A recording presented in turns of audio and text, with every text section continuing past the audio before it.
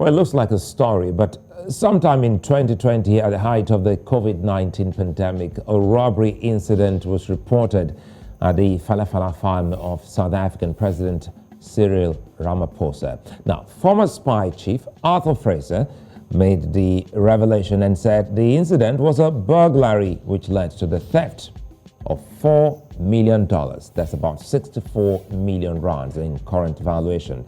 Now, Ramaphosa's Phala Phala game farm is a wildlife farm situated in Gqeberha, Limpopo, and it reaches up to 4,500 hectares in size.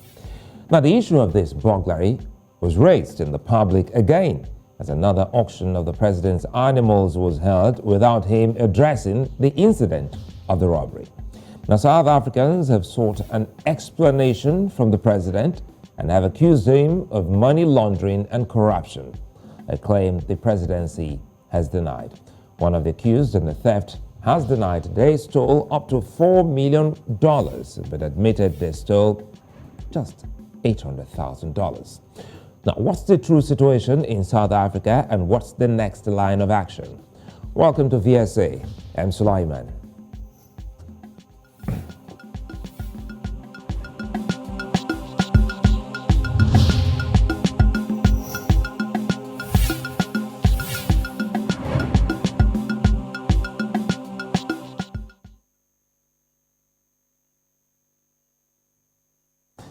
Well, over the weekend, an auction was held on the Phala Phala game farm of President Ramaphosa, with a special breed of cattle known as Ankole sold for millions.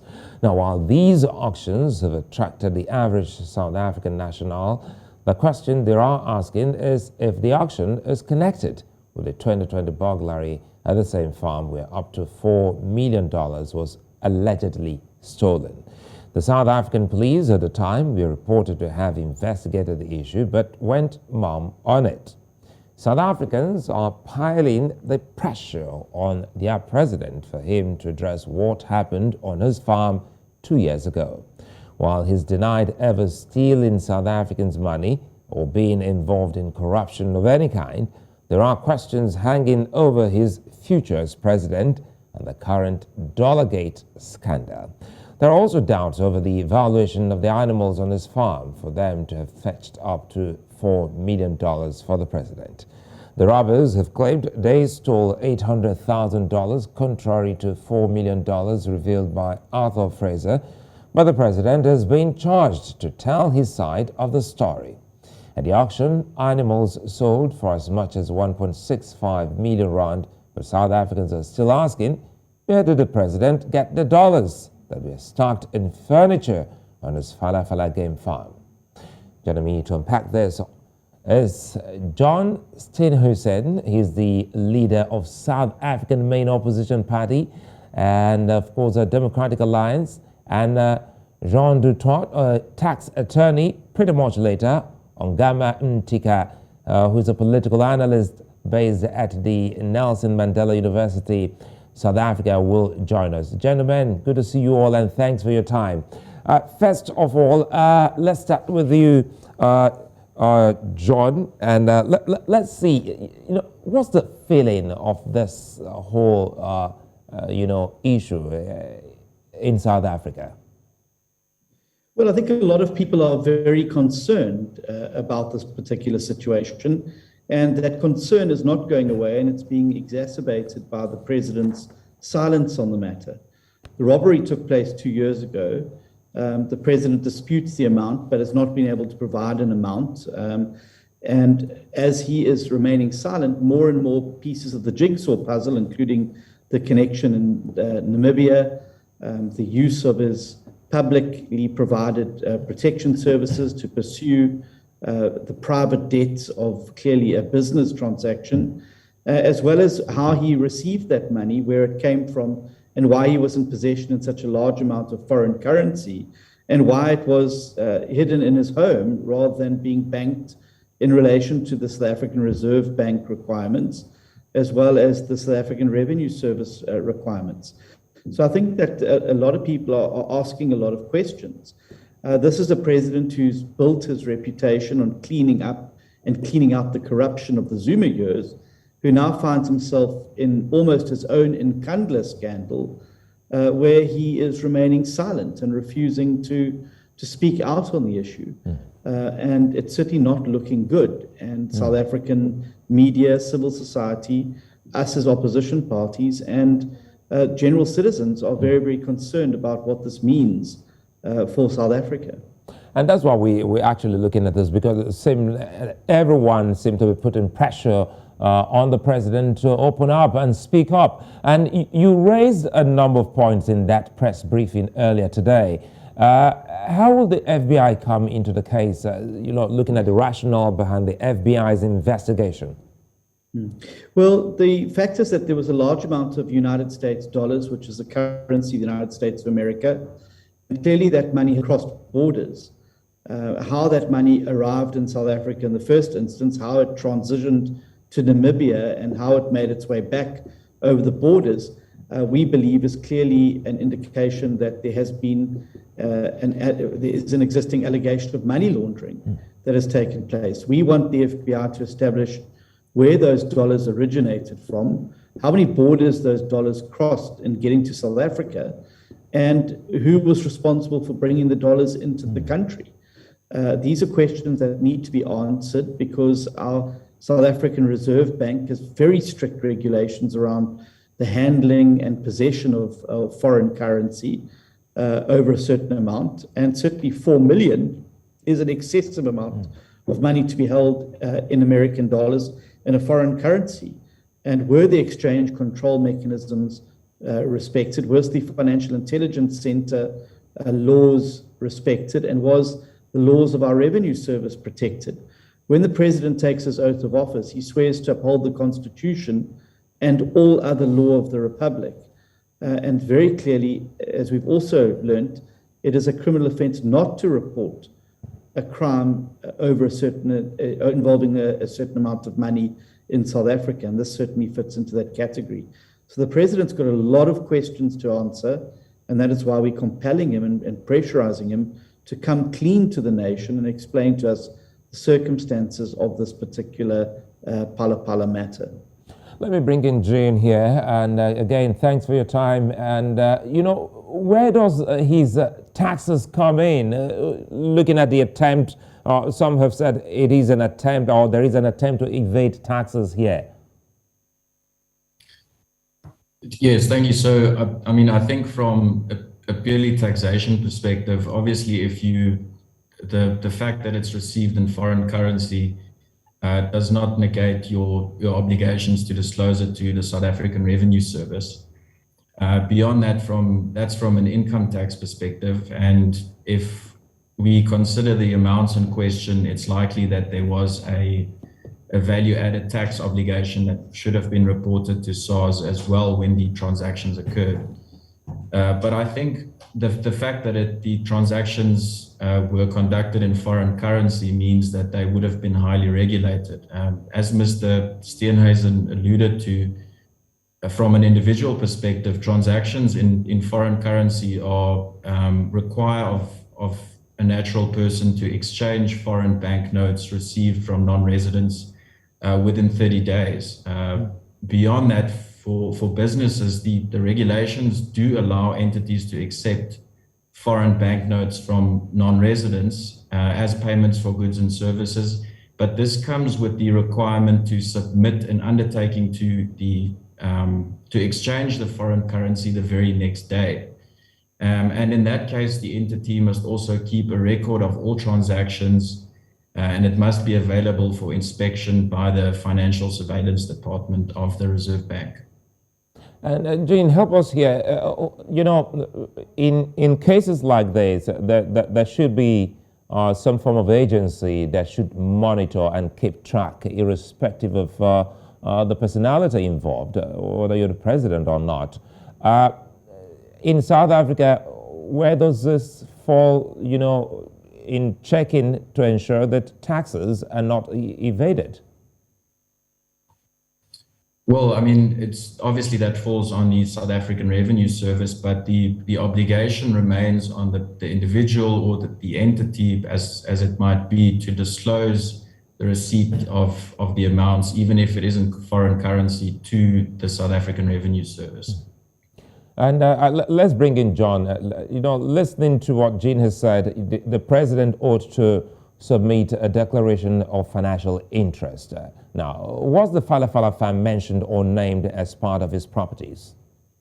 Well, we are trying to establish that, and that is why we've written to the Secretary of Cabinet. The President is required by the Executive Members Ethics Act to disclose any business interests that he has, and those need to be kept in a register. We've written and asked to go and see those, to see whether Phala Phala has been registered. But we also have restrictions in terms of our Constitution, at Section 96, which says that you may not undertake any other paid work as a member of Cabinet. And certainly where the permissions are granted to run business, this should not constitute a conflict of interest.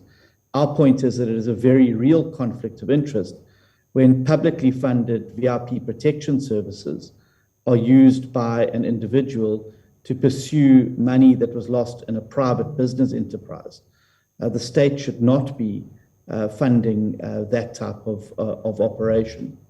The second thing is that we are part of the Financial Intelligence Center and the international legislation around that, which would require the reporting of transactions and large sums of money. There is a reporting requirement in terms of that. Additionally, the perpetrators who stole the money bought vehicles and properties in South Africa, as well as a bunch of other consumables using these dollars. The other question we have as to the Financial Intelligence Center is, were these reported? Also, when you buy a vehicle, there's a declaration you have to make to the South African Revenue Service about the source of the funds. And when large transactions are being made in foreign currency, this should have set the red lights going at the Financial Intelligence Center. And so we're asking, are our financial intelligence controls and the Financial Intelligence Center that should be monitoring the use of cash for large sums of cash for these types of transactions have in fact been followed. And we obviously eagerly await that, because that should have been the first warning sign that there was large amounts of foreign currency being used for purchase of things like vehicles, etc. And then additionally, the president's VIP protection units allegedly went into Namibia and recovered some of those dollars and then brought them back into South Africa over the Namibian border. We would need to understand whether the exchange mechanisms and the exchange controls and the Reserve Bank regulations were followed in that respect, and whether a declaration was made to those agencies that this money was being repatriated into South Africa in US dollars. And John, let me stay with you for a bit. It doesn't look good, because you've been able to paint a picture of some of the lacks in some agencies that should have been able to raise a red flag as to what was going on. As an opposition, have you been able to officially engage communication, communicate with this particular government on some of these concerns that you have just raised? Well, unfortunately, much like what occurred when Mr. Zuma was president, Parliament and the ANC are circling the wagons around the president. And we're seeing similar scenes that played out in the Nkandla scandal, with members of Parliament being thrown out of Parliament forcibly, members of the opposition being prevented from asking tough questions of the president and the executive, the president completely stonewalling any inquiries on this particular matter. And this is not the behavior of an innocent man. Certainly if this was me and I was in this position, and I would venture to say you or our guest, if you were innocent, surely the first thing you would do is put the facts out there, explain where the money came from, provide the invoices, and provide the plausible explanation. Instead, South Africa is being met with silence and subterfuge. The president came out to say that he's never stolen money. Well, no one's accusing him of stealing money.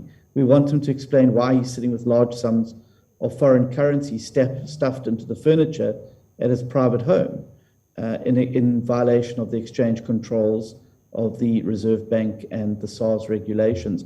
And most importantly, why this was not reported to the police.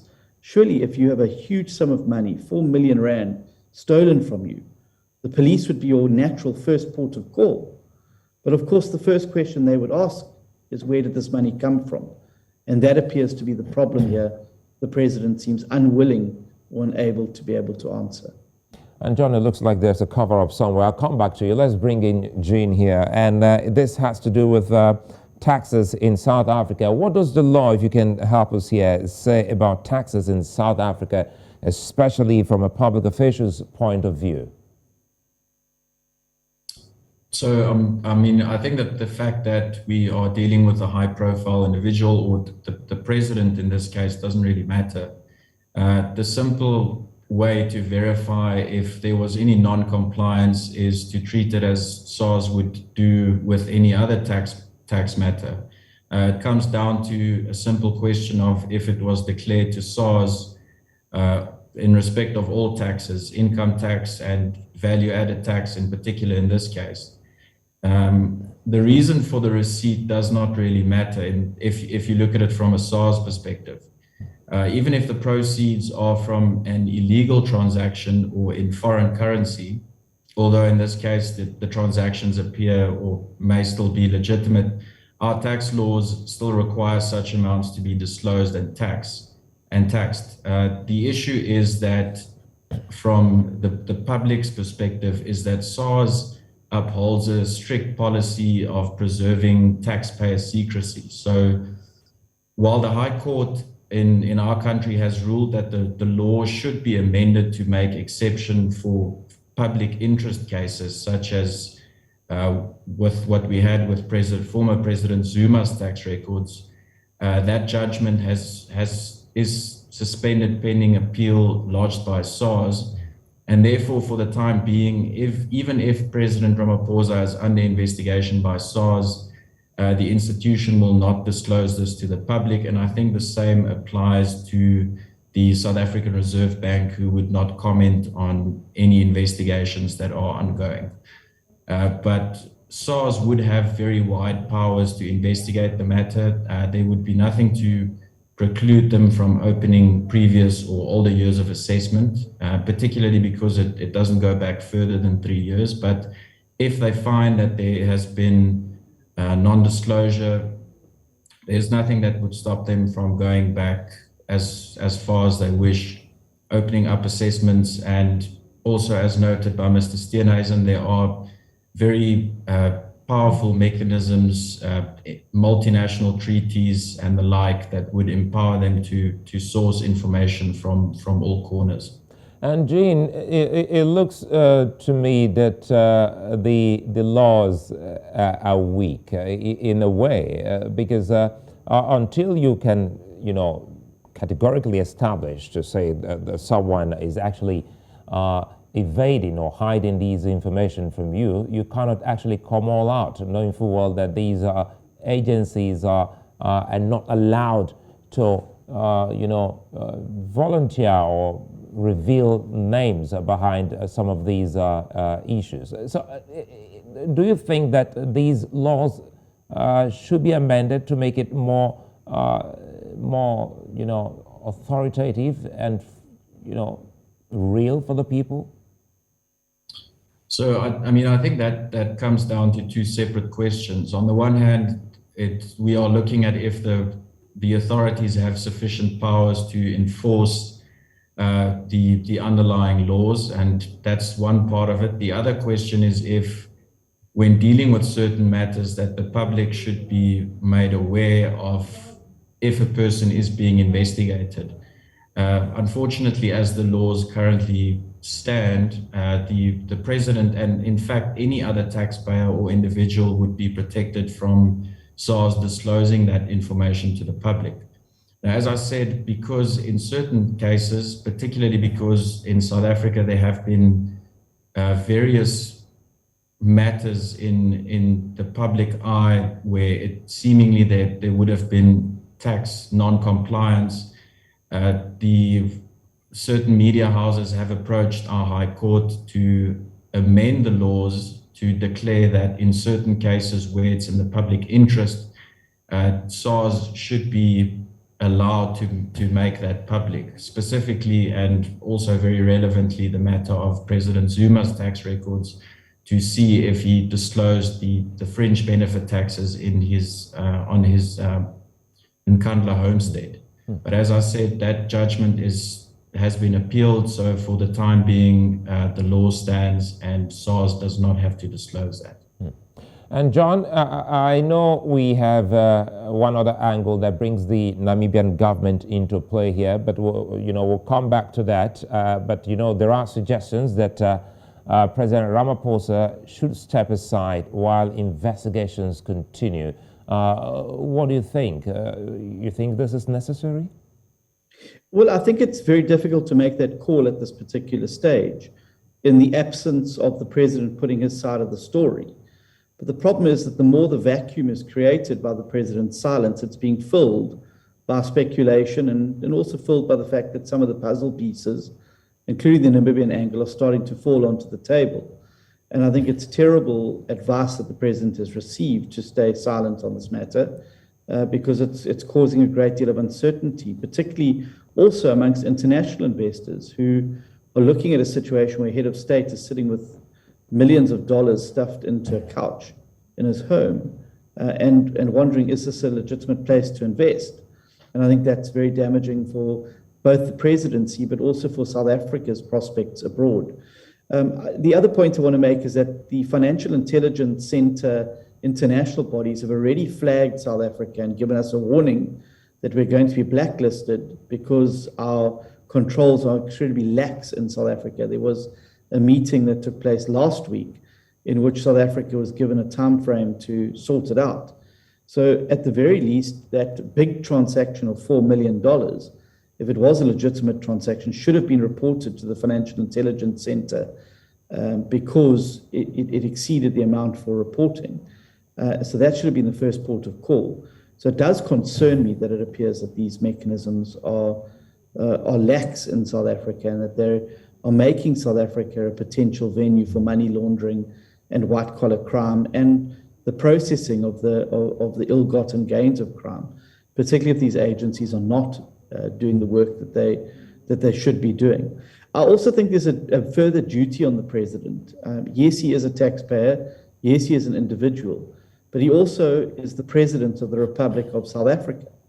And I think there's an extra duty of care once you've taken an oath of office for you to uphold the law and set the example. Because my worry is that we're already in a very tax-fragile situation in South Africa. And my worry is that the president is seen to be above the law and beyond the reach of the SARS that is very vigorous when it comes to individual taxpayers and corporate taxpayers in South Africa, that it may well trigger a season of tax non-compliance, which will obviously have disastrous consequences for South Africa's government revenue as people revolt against what is seen as unfair treatment to someone at the top because they happen to be the president, rather than an even-handed approach by SARS, who vigorously go after. There's been a number of people in South Africa sentenced for holding large amounts of foreign currency. I'm aware of one case where an individual was sentenced for 6 years for holding on to currency and not declaring it.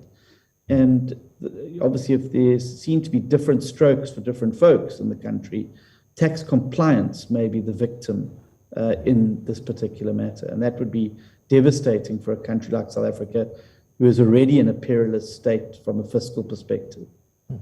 Well, Jean, are there means to check any alleged excesses of, the South African government? Sorry, just if you can repeat that question, please. We're looking at any alleged excesses of the government, if there are means to check the same. Yeah, well, as I said, I mean, in terms of, from a public perspective, there's no real way to compel a disclosure of any information to the public. But I think John made a very good point that it is probably in the public's interest to show that at least the South African Revenue Service is enforcing without favor to any particular taxpayer or to a group of taxpayers. And the silence of the president in this case, how, is this helping the case? Because we understand that a lot of South Africans still think that there's something fishy in this matter. John? Yeah, well, I think that the thing is smells, and the longer the president stays silent, the longer the stench is going to intensify.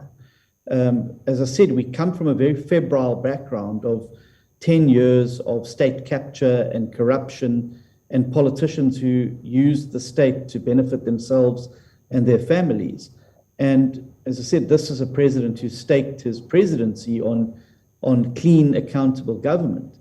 And to have the stench hanging around his presidency without him clarifying the situation, I think is very, very damaging. So it might be good advice legally for a CEO or an MD of a company or the head of a large multinational corporation. It's terrible advice to a president who is elected as the first citizen and the people's representative for him to just simply stay silent on this matter. Because every day he stays silent, the speculation grows that there's something far deeper here, there's something far more sinister, and this is somebody who's clearly got something to hide. And for the Democratic Alliance as an opposition, what more are we to see if the president refuses to speak on this?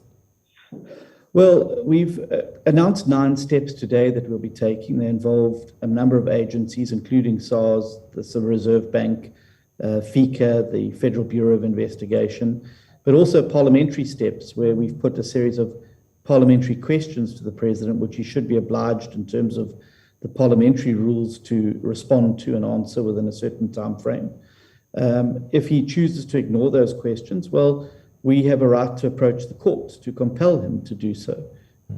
And just as we doggedly pursued Mr. Zuma for his abuse of power and corruption and money laundering and the 783 charges of fraud, corruption, and racketeering against him, we must also, without fear or favor, pursue Mr. Ramaphosa should he fail to make a full account and should he fail to come up with a satisfactory explanation about why he had $4 million shoved into a couch at a private home, why it was never reported, why he used his publicly funded protection services to recoup that money, and why he stayed silent on this matter for 2 full years. Leader, South African main opposition, John Steenhuisen, and Jean Toit, tax attorney. Many thanks for speaking with us here on The Square. Great to be with you. Thank you. Thanks for having us. Well, still to come here, Ongama Mtimka, political analyst, joins me to expatiate more on this particular logjam in South Africa.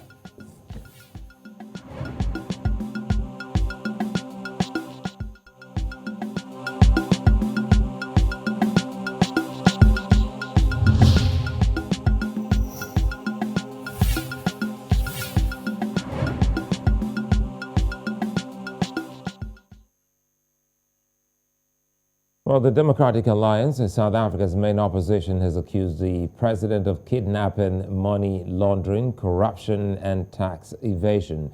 The party also said Fraser's declaration doesn't in any way exonerate President Ramaphosa.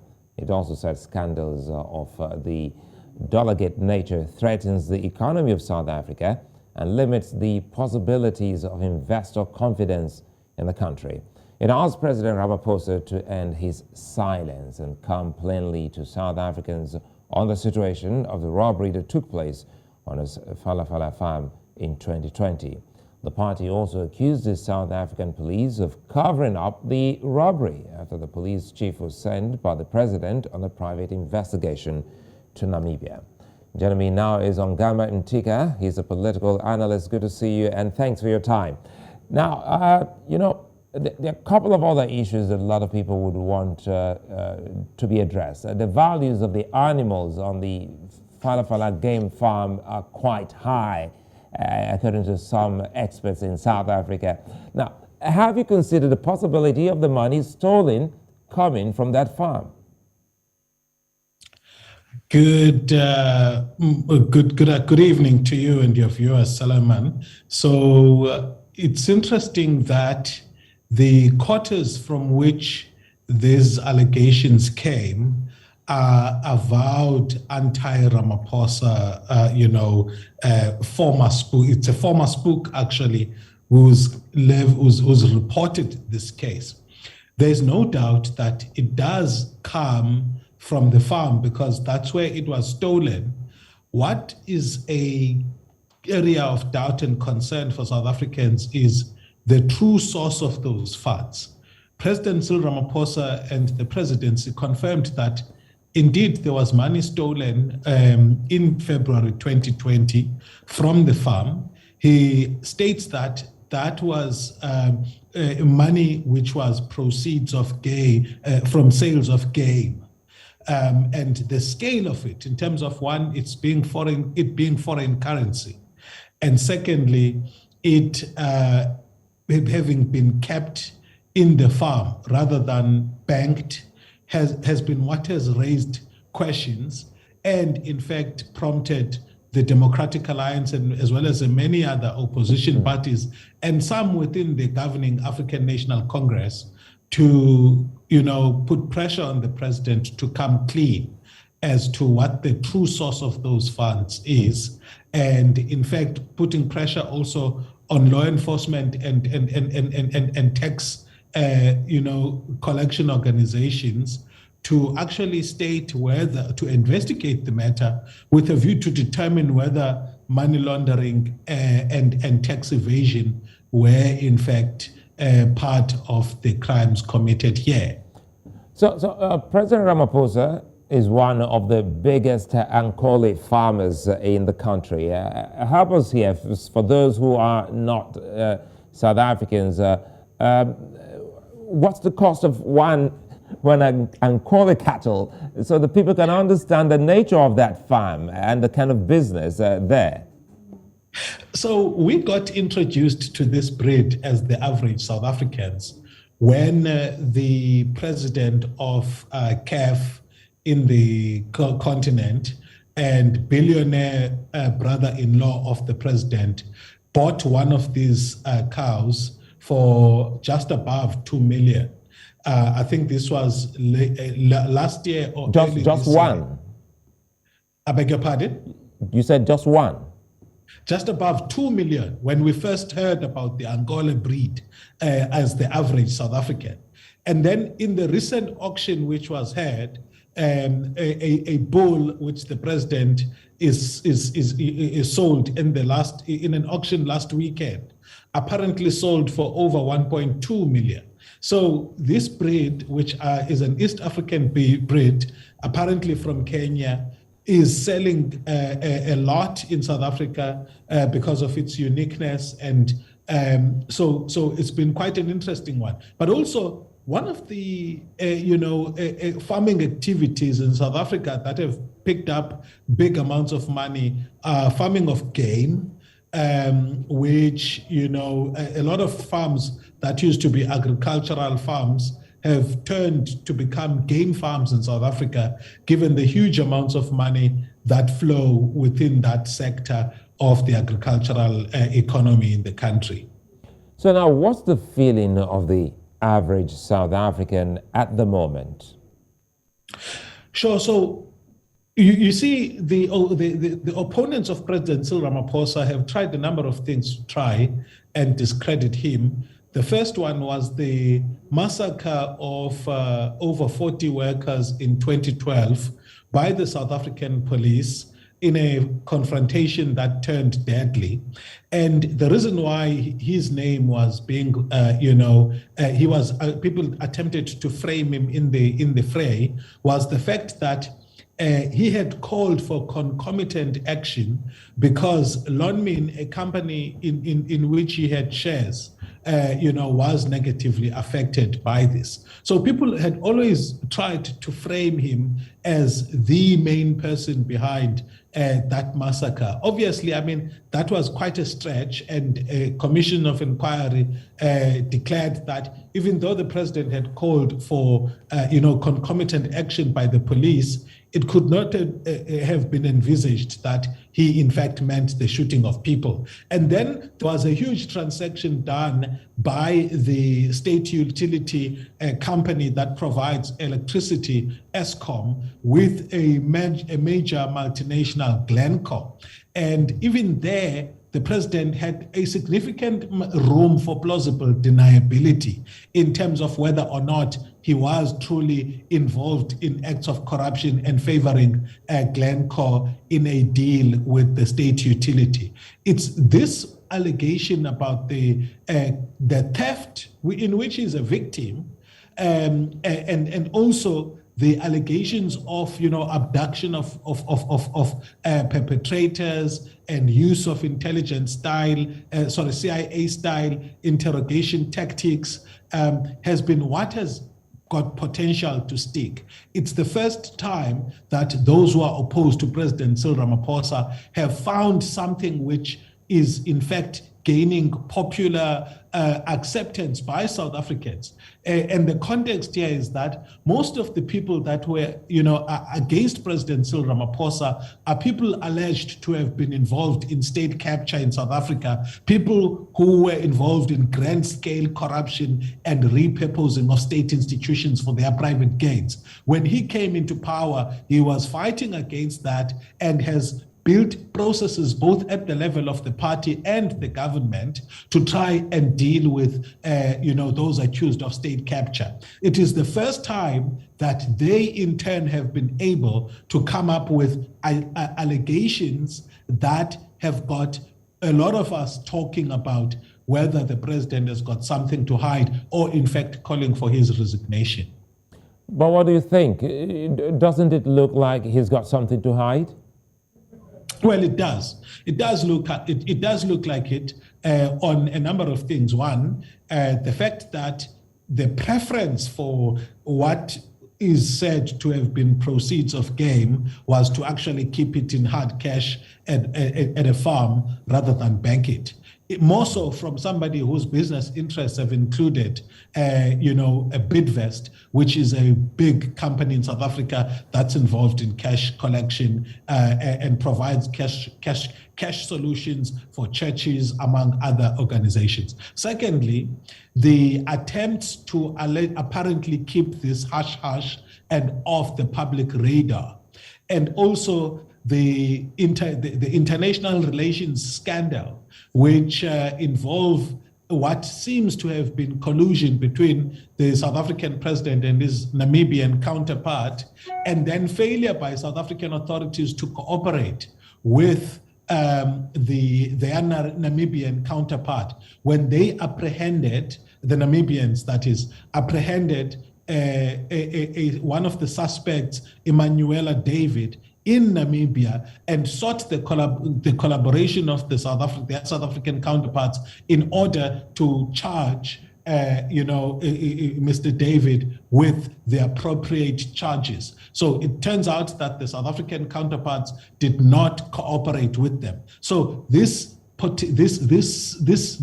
apparent cover-up suggests that there's quite a lot that the president need to answer for about the true source of those funds, as well as why preference, was to keep it at home in hard cash rather than bank it, and in fact prefer to engage in quasi-judicial processes to establish the truth rather than actually relying on Ongama, it doesn't look too good. Sorry to butt in there. It still doesn't look too good for the ANC. Keep in mind, President Jacob Zuma left office based on a corruption scandal, and something that this is another indictment, even at the moment that he's still innocent, on the leadership of the ANC.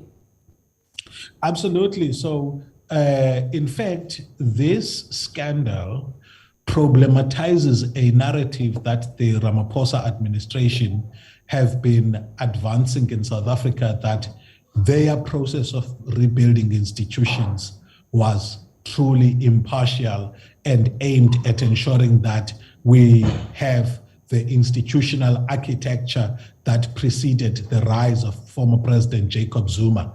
And I think that this was important, even though its genesis is factional politics of the ANC. It was important for South Africans to get some sense of the extent to which President Cyril Ramaphosa, may be clean himself in pushing for, the reforms that genuinely he has tried to push. The argument that has been made within the opposing faction within the ANC was that all that the institutions were doing, which he was rebuilding, were to target political opponents rather than, truly fighting corruption. And so when allegations of this nature come to the fore, and some of his lieutenants who've also been fingered in corruption in the Commission of Inquiry into State Capture are not, being pursued, then it raises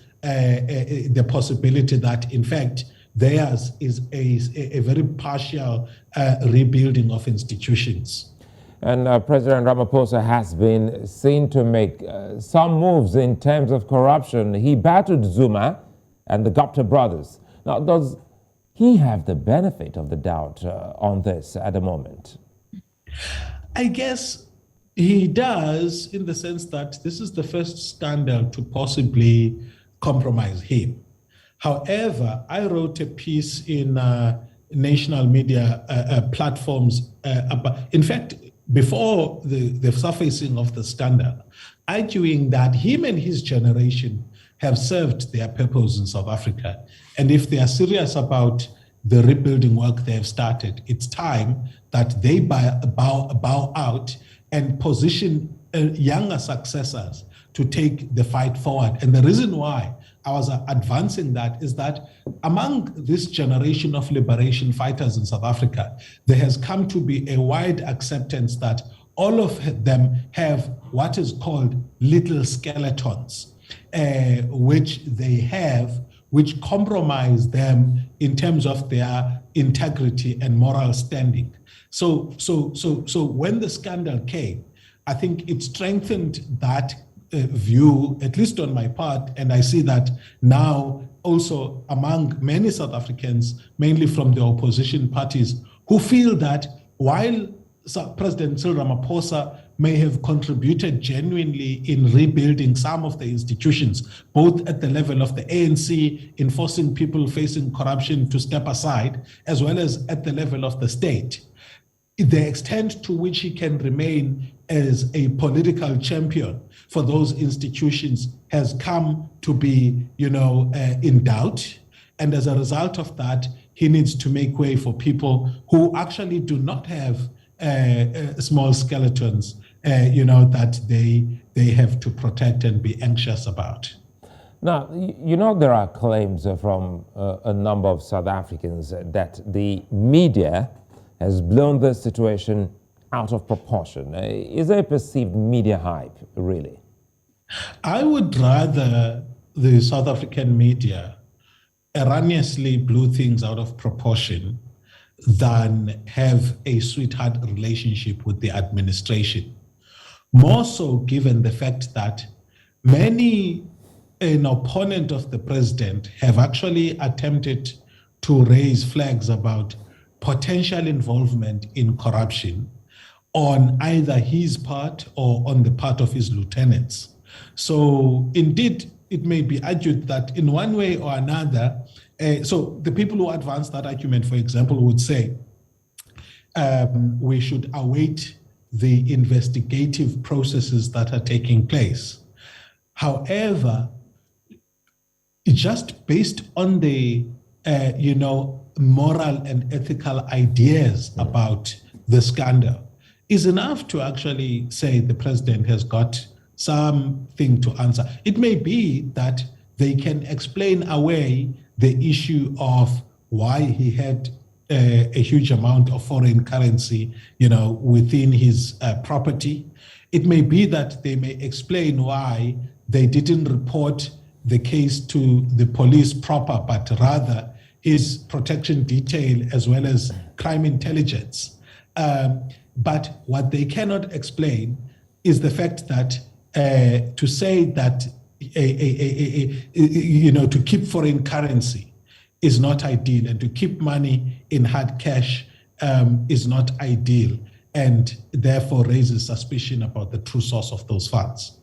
And Namibia is being mentioned in all of this. How does this look, looking at the relationship between the Namibian government and South Africa's government?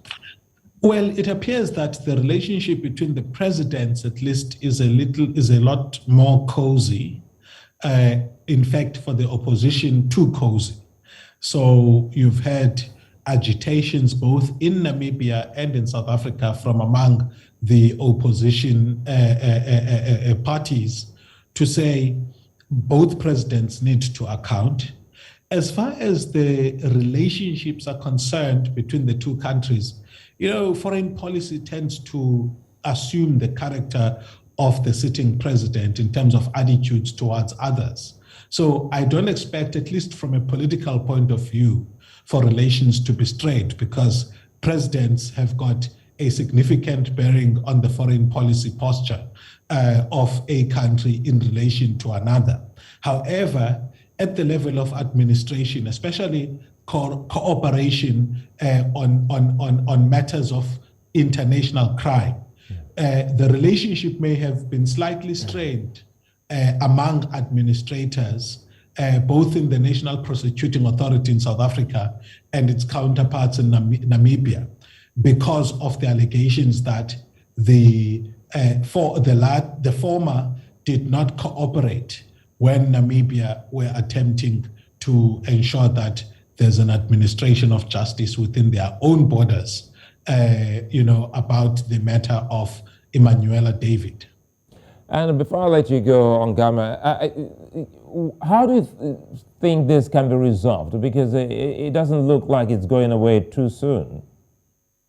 My view was that you don't want the office of the president embroiled in scandal at a time when the law enforcement and prosecutorial agencies in the country need to pursue those alleged to have been involved in grand-scale corruption and state capture. So on the basis of that, I was of the view that the president could do what Boris Yeltsin did for Vladimir Putin in Russia, where he makes a strategic exit and actually take somebody whom he sees as a potential successor among some of the cleaner and younger politicians, and make that person, to be the chosen successor. The reason why I am still more in favor of a successor that may come from the ranks of the pro-Ramaphosa faction within the ANC is that the opposite camp is filled with people who are avowed anti-constitutionalists. It's filled with people who are more in favor of a parliamentary as opposed to a constitutional democracy. So by that account, in that score, then I'm of the view that a successor to President Cyril Ramaphosa ought to come from the reformist group within the ANC rather than from the anti-rule of law and anti-constitutionalism grouping. And quickly here, one last one, and the EFF, how is the opposition EFF taking this, apart from the Democratic Party? So the opposition in South Africa has always explored various creative ways in order to augment its power, because in terms of bums on seats in the National Assembly and in the higher National Council of Provinces, it's not capable of enforcing certain decisions. So as a result of that, a number of things the opposition tries, one of which gets to be an attempt to drive a wedge within the factions of the ANC and exploit factional divisions. And I think that we're going to see a lot of that going forward, in terms of which the EFF may try to persuade the so-called radical economic transformation faction within the ANC to try and attempt a parliamentary-based regime change agenda. The Opposition Democratic Alliance, which is the official opposition in South Africa, is exploring, it tends to explore more judicial processes to try and ensure that there's accountability. Recently, for example, they've reached out to the Federal Bureau of Investigations in the US and some agencies within South Africa that are interested parties in the scandal, with a view to triggering some accountability based on those processes. That's how the South African opposition can function, really. Otherwise, in Parliament, it takes a lot for them to, effect change. I'd like to thank you for your time, Ongama and Mtimka. Thank you. And that's it on The Square. Bye-bye.